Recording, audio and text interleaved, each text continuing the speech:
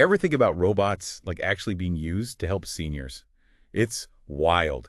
The stuff I've been reading about France, they're really leaning into this whole high-tech elder care thing. Yeah, it's pretty fascinating stuff. The world's getting older, right?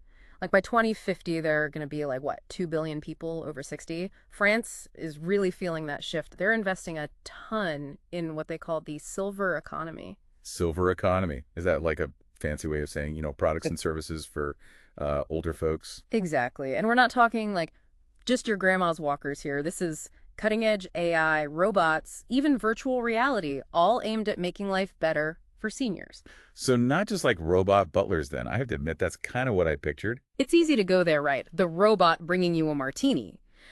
But the reality is way more interesting. Take this company, OSOAI. They've developed something called l'oreille augmentée. That's the augmented ear.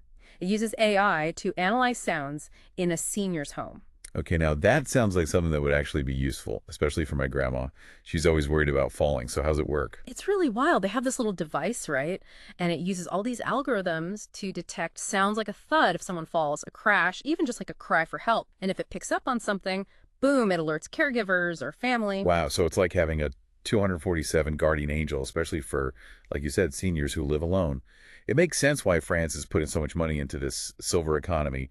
Are there other companies working on that safety angle? Oh, yeah, for sure. This report also talked about this French medtech company, Presage. Get this, they're using AI to actually predict if a senior might be hospitalized, like a week or two before it Wait, happens. what? Predicting the future of someone's health. How is that I even? know, right? Sounds crazy. But it's all about the data.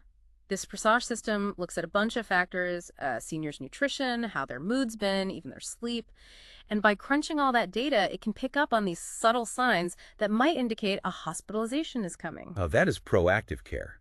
Just imagine, fewer trips to the ER, shorter hospital stays, heck, maybe even preventing some of those health crises in the first place. Right. This could be huge, not just for seniors, but for everyone. You got it. And that's what's so exciting about all this. It could totally change how we approach healthcare as a whole, not just reacting to problems, but actually getting ahead of them. This is amazing stuff.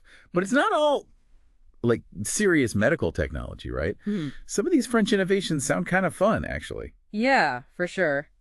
There's a whole other side to this.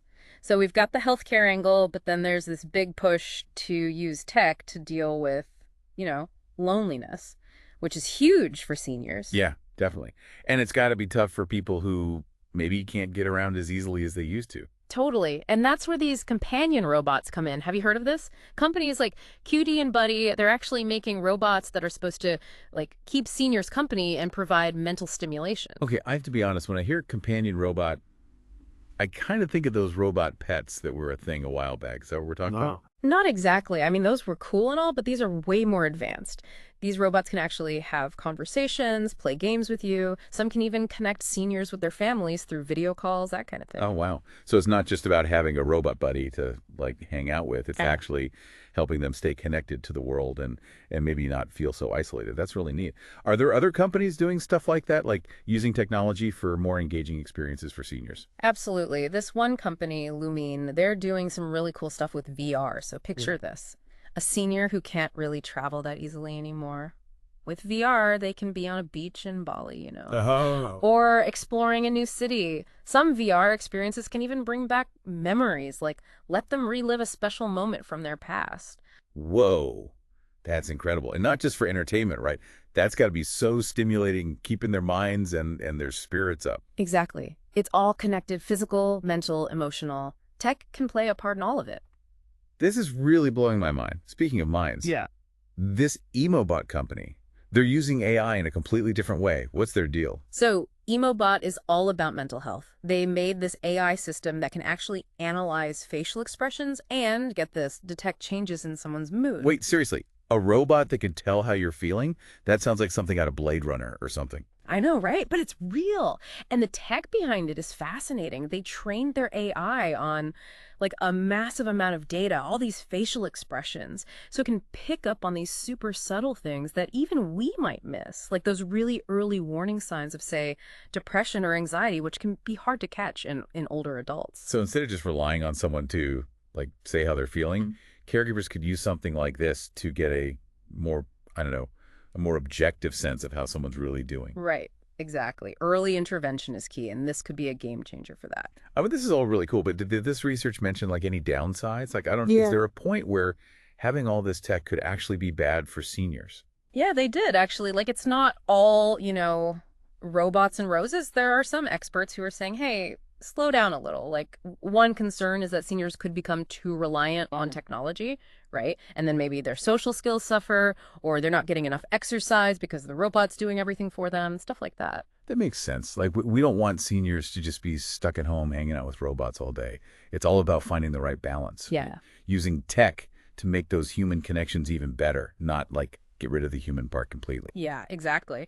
One of the articles even mentioned this survey where they asked seniors how they felt about it, and they were saying they want tech that helps them stay independent, which is great, but they also don't want to lose that human touch, like being able to just call up their grandkids whenever. Yeah, that's cool, but they also want to be able to like laugh with a nurse or, have a cup of tea with a friend and just chat. Totally. Yeah. It's got to be both. So it sounds like France is like really leading the way with all this silver economy stuff. What's the main takeaway here for our listeners?